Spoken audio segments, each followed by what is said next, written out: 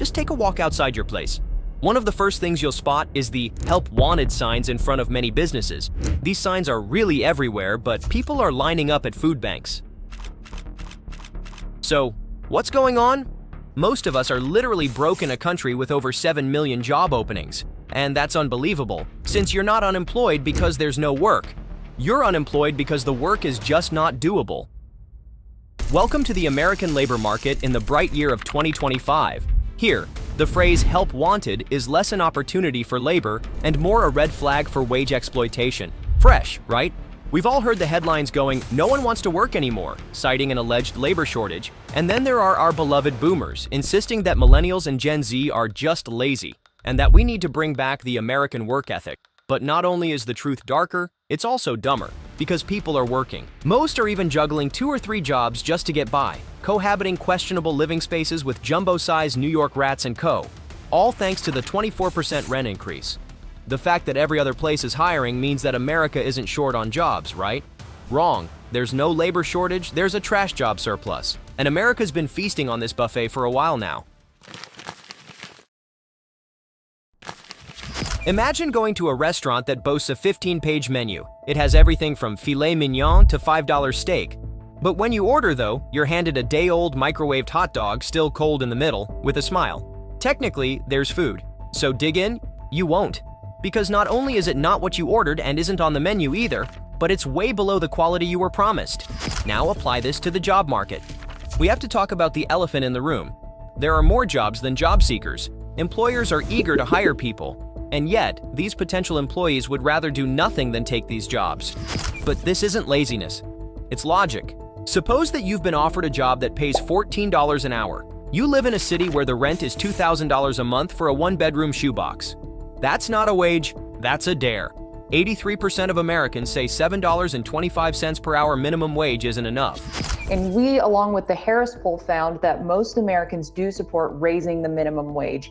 83% say that $7.25 an hour is not enough for a person to live on. And nobody's truly listening. Even though Americans have been saying this for years, the stagnant $7.25 minimum wage is not cutting it. However, you're still forced to endure politicians and billionaires droning on and on with the same old script that people don't want to work anymore. And yet, people do want to work. What they don't want is to work for poverty wages and bosses motivated by profit, all too willing to hop on the AI-first bandwagon, and not to mention zero dignity. So, the fact is, America hasn't run out of workers. It's run out of reasons to work for scraps. We're going to reiterate, people aren't avoiding work because they're lazy. They're only dodging exploitative deals. Why are they to blame when the market's oversaturated with exploitation? More than 60% of Americans can't even afford a basic quality of life anymore in the so-called prosperous year of 2025. 60% of Americans, and less fortunate even, can't meet a minimum quality of life standards. But they're still working endlessly. The average job offer looks something like this. You work for over 40 hours and get paid $13 to $18 an hour if you're lucky. And then you get no health insurance? The hours are erratic, and there's a boss who micromanages you via an app. Yes, that's right, an algorithmic manager app that decides your schedule. It doesn't care if you can make rent or get your kid to daycare. Your shift starts at 9, so you'd better make it there at 8:30 or you're getting fired. Then, you come home and you spend half of your income on rent. The other half is spent on debt, food, and you end the month praying to all deities that your car won't break down. Does this sound like a scam? That's because it is. Even though there are record corporate profits, wages have remained shockingly stagnant. Like S&P 500 companies have made $1.8 trillion in net income in 2023. If you adjust it for inflation, it means that the average American worker has seen a real wage growth of less than 1% over the last few decades. We can't call this progress. It's simply erosion. You can see the modern job as more like a claw machine at the arcade. You throw in your effort and aim carefully. You follow the rules, but you still walk away empty-handed. Why? Because the machine was rigged right from the start.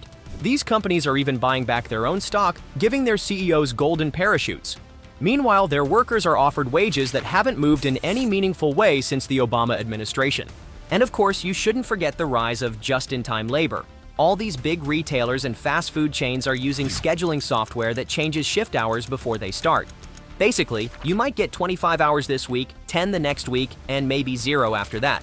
And this is the fun part. You're still expected to be available without any sick days or overtime pay. They're really making us do a speed run to severe burnout at this point. Allow us to state the obvious. The labor market hasn't collapsed, it's just rotted from the inside. If the entire job market isn't shocking enough, you'll be shaken to learn that people are actually choosing to be homeless over being humiliated at these jobs. And this is far from theoretical, it's happening right now.